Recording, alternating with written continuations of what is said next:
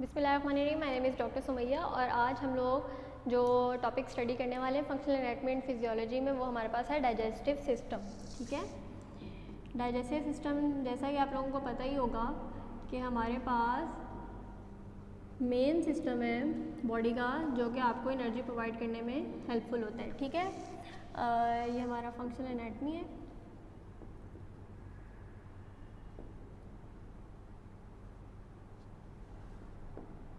अच्छा, तो digestive system जो है, सबसे पहले हम बात कर लेते हैं डाइजेस्टिव सिस्टम के कंपोनेंट्स की, कॉम्पोजिशन में इसकी क्या क्या आती है। तो कॉम्पोजिशन की बात कर लेते हैं। तो कॉम्पोजिशन में हमारे पास डाइजेस्टिव सिस्टम जो है वो स्टार्ट होता है हमारे माउथ से। ठीक है, और माउथ से लेके हमारे एंड रेक्टम तक जो है ये कंटिन्यू होता है। इसके अंदर इसके डिफरेंट पार्ट्स आ जाते हैं। माउथ में जो हमारे पास सबसे पहले पार्ट आता है वो हमारे पास टंग आ जाता है, जो कि हमारे माउथ का हिस्सा है। फिर उसके बाद हमारे पास आ जाता है टंग जो है वो फर्दर हमारी जब नेक के अंदर कंटिन्यू करती है तो वहाँ पे हमारे पास क्या कहते हैं, इसोफेगस आ जाता है, फेरिंग्स आ जाता है, लेरिंग्स आ जाता है।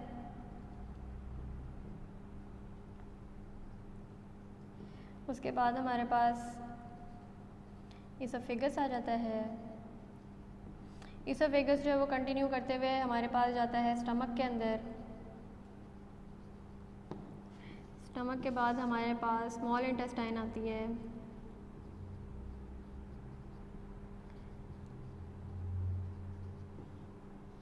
फिर लार्ज इंटेस्टाइन आती है।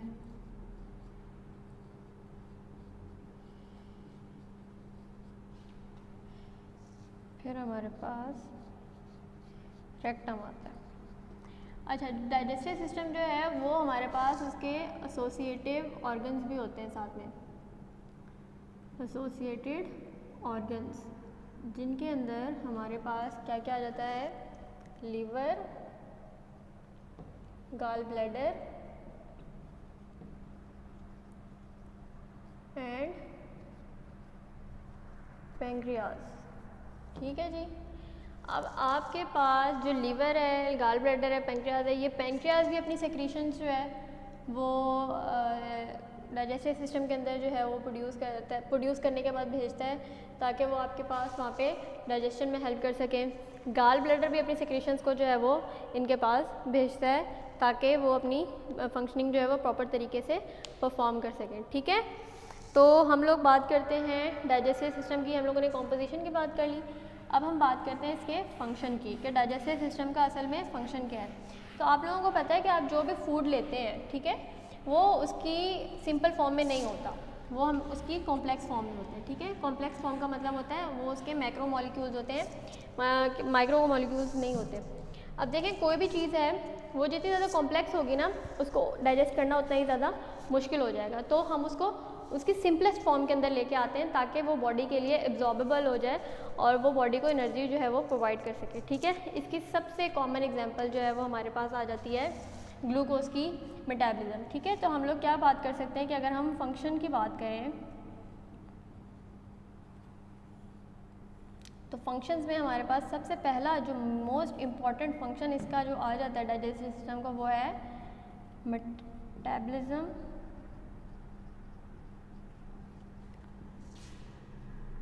Of food. उसके अलावा सेकंड इसका क्या फंक्शन आ जाता है, एनर्जी प्रोवाइड करता है ये।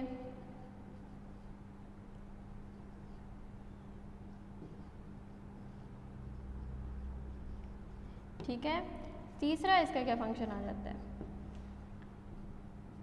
तीसरा इसका आ जाता है ब्लड शुगर लेवल्स जो है उन्हें मेंटेन रखता है।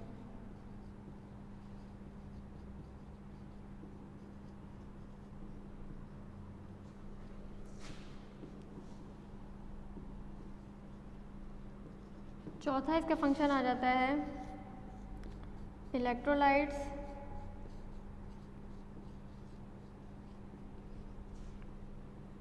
बैलेंस। ठीक है, अब हम इनको बारी बारी डिस्कशन कर लेते हैं। मेटाबॉलिज्म की जहाँ तक बात करें ना, तो हमारे पास मेटाबॉलिज्म जो है वो दो कैटेगरीज के अंदर जो है वो डिवाइड हुआ होता है, एनाबॉलिक एंड कैटाबॉलिक रिएक्शन। ठीक है, तो आपका जो मेटाबॉलिक रिएक्शंस होते हैं वो हमारे पास फर्दर दो कैटेगरीज में डिवाइडेड होते हैं, एनाबॉलिक और कैटाबॉलिक।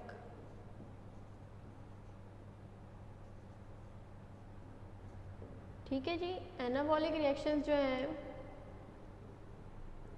वो हमारे पास स्मॉलर मॉलिक्यूल से बिगर मॉलिक्यूल्स बनाते हैं, जबकि कैटाबॉलिक रिएक्शंस जो हैं वो हमारे पास बिगर मॉलिक्यूल्स को स्मॉलर मॉलिक्यूल्स के अंदर जो है वो डिवाइड करते हैं। ठीक है। एनाबॉलिक रिएक्शंस की जहाँ तक बात आ जाती है तो छोटे मॉलिक्यूल से बड़े मॉलिक्यूल्स बनाना, यानी कि कार्बन डाइऑक्साइड छोटा मॉलिक्यूल है, वाटर हमारे पास छोटा मॉलिक्यूल है, इन दोनों छोटे मॉलिक्यूल्स को लेके वो C6H12O6 बना रही है। ठीक है, जो कि हमारे पास क्या है, ग्लूकोज। ये हमारे पास एक बड़ा मॉलिक्यूल है। ठीक है, ग्लूकोज जो है वो अपनी डिकम्पोजिशन के बाद ये दो मॉलिक्यूल्स हमारे पास रिलीज़ करता है, प्लस इस रिएक्शन को कैरी आउट करने के लिए हमें एनर्जी की भी साथ में ज़रूरत होती है। ठीक है, जबकि हम कैटाबॉलिक रिएक्शंस की बात करें तो उसके अंदर बड़ा मॉलिक्यूल C6H12O6 डीकम्पोज होता है उसके सिंपलर सब्सटेंसेस में और साथ में हमें एनर्जी भी देता है। ठीक है, एनर्जी जो है वो हमारे पास in the form of ATP आती है, जो कि हमारे पास स्टैंड करता है एडिनोसिन ट्राइफॉस्फेट।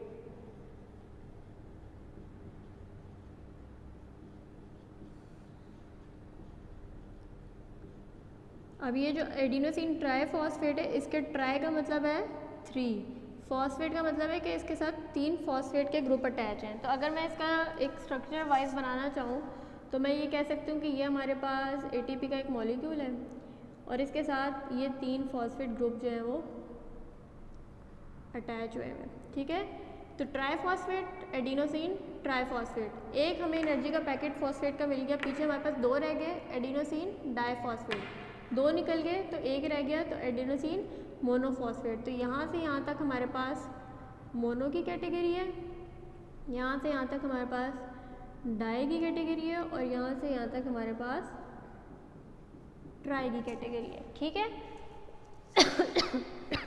Excuse me.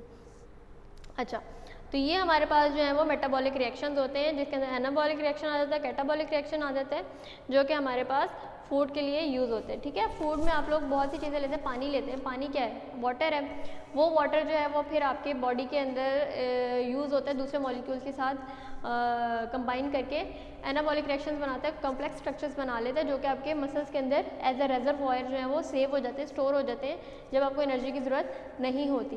और जब आपको एनर्जी की ज़रूरत होती है तो वही कॉम्प्लेक्स मॉलिक्यूल जो हैं वो आपके ब्रेक डाउन होते हैं और आपके सिंपलर सब्सटेंसेस में कन्वर्ट होते हैं और उस तरह के रिएक्शंस को हम कैटाबॉलिक रिएक्शंस कहते हैं। ठीक है, उसके एनर्जी प्रोवाइड करने का यही वाला मैकेनिज्म था कि वो जो आपका ATP बनता है, उसके जब हमारे पास फॉस्फेट ग्रुप जो है वो ब्रेक डाउन होते हैं तो वो हमें एनर्जी प्रोवाइड करते हैं और हम अपनी नॉर्मल फंक्शनिंग ऑफ लाइफ जो है वो कंटिन्यू करते हैं। ठीक है, ब्लड शुगर लेवल किस तरह मेंटेन होता है, अब मैंने आप लोगों को एसोसिएटेड ऑर्गन्स में क्या पढ़ाया था, पेनक्रियास पढ़ाया था।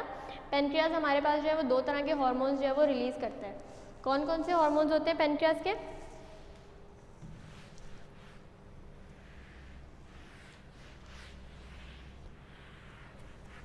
पेनक्रियास जो अपने 2 हार्मोन्स रिलीज करता है वो है इंसुलिन, पेनक्रियास हमारे पास रिलीज करता है इंसुलिन एंड ग्लूकागॉन, ऐसे ही है। अब जो इंसुलिन होता है ना वो कब रिलीज होता है, जब आपका ब्लड शुगर लेवल जो है वो ज़्यादा होता है। ठीक है, जब आपका ब्लड का शुगर लेवल ज़्यादा होगा इंसुलिन रिलीज होगा और वो जो एक्स्ट्रा शुगर होगी उसे स्टोर करा देगा आपके मसल्स में, फैट्स में जाके, जहाँ जहाँ वो स्टोर करवा सकता होता है। ठीक है, वो हमारे पास मसल स्टोर हो गई। अब आपकी बॉडी को जो है वो एनर्जी की ज़रूरत है और आप शुगर की इंटेक नहीं ले रहे, तो कहाँ से बॉडी शुगर की इंटेक कोई कमी को जो है वो पूरा करेगा, वही स्टोर्ड शुगर जो एक्स्ट्रा हम लोगों ने स्टोर कर दी थी इंसुलिन की वजह से, ग्लूकागॉन रिलीज़ होगा जब आपका ब्लड का शुगर लेवल कम होगा। लो, ठीक है। जब वो लो होगा तो आपका जो स्टोर्ड शुगर है वो रिलीज़ कराएगा और आपको एनर्जी जो है वो प्रोवाइड करेगा, ठीक है। ये हमारे पास हो गया। उसके अलावा चौथा जो पॉइंट था वो हमारे पास था इलेक्ट्रोलाइट बैलेंस। इलेक्ट्रोलाइट क्या होता है? पीएच मेंटेन करना, ठीक है। आपके जो बॉडी के अंदर आयंस हैं वो आपके मेंटेनेंस रहे, उनकी पॉजिटिव आयंस ज़्यादा ना हो जाए या नेगेटिव आयंस कम ना हो जाए, सब चीज़ जो है वो एक होमोस्टेसिस मैनर के अंदर जो है वो चलती रहे। तो वो जो एनाबॉलिक और कैटाबॉलिक रिएक्शंस हो रहे हैं उनके रिजल्ट में हमारे पास आयंस भी तो प्रोड्यूस हो रहे होंगे ना, ठीक है। तो वो जो आयंस हमारे पास प्रोड्यूस हो रहे होते हैं उनका बैलेंस जो है मेंटेन रखना ज़रूरी होता है, वरना वो फिर इम्बैलेंस क्रिएट कर दें तो आपकी बॉडी की फंक्शनिंग जो है वो कमज़ोर हो जाए, ख़त्म हो जाती है। आयंस इलेक्ट्रोलाइट का इम्बैलेंस रखना क्यों ज़रूरी होता है? क्योंकि जो आपके आयंस होते हैं वो आपके चैनल्स जो हैं उनको कंट्रोल करते होते हैं, ठीक है। जो प्रोटीन चैनल्स होते हैं उनको कंट्रोल करते होते हैं। अगर हमारे पास एक मेम्ब्रेन है और बाहर जो है वो सोडियम आयन ज़्यादा है और अंदर जो है वो पोटेशियम आयन ज़्यादा है, तो अगर इन दोनों का लेवल यहाँ पे 50-50 होगा तभी मेम्ब्रेन जो है वो अपनी परमेबिलिटी जो है वो उसे मेंटेन रख सकती है, मेम्ब्रेन अपनी इंटेग्रिटी को मेंटेन रख सकती है, ठीक है।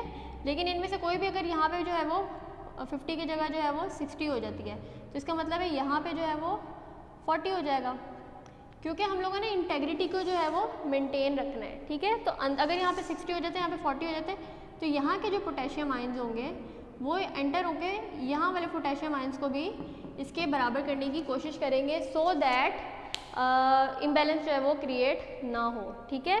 अभी यहाँ पे मैंने दो ऑपोजिट आयंस की एग्जांपल दे दी। अगर यहाँ पे हम पोटेशियम की एग्जांपल देते हैं, यहाँ पे 60 हो गए, यहाँ पे 40 हो गए, तो जहाँ पे 60 हो गए वहाँ से वो 10% अपने यहाँ पे भेज देगा ताकि ये जो 40 है दोबारा से 50 के अंदर कन्वर्ट हो जाए और ये 60 जो है दोबारा से 50 बन जाए, ठीक है। इस तरह जो है वो आयंस जो हैं वो आपके चैनल्स की ओपनिंग एंड क्लोजिंग के अंदर इंपॉर्टेंट रोल प्ले करते हैं, ठीक है। तो ये आपके डाइजेस्टिव सिस्टम का ओवरव्यू था। इंशाल्लाह हम नेक्स्ट जो है वो इसको डिटेल में पढ़ेंगे कि इसके अंदर और क्या क्या फंक्शनिंग परफॉर्म होती है और इसका एक एक ऑर्गन जो है वो किस तरह अपने आप को प्रॉपरली फंक्शन करवाता है, ठीक है। Thank you.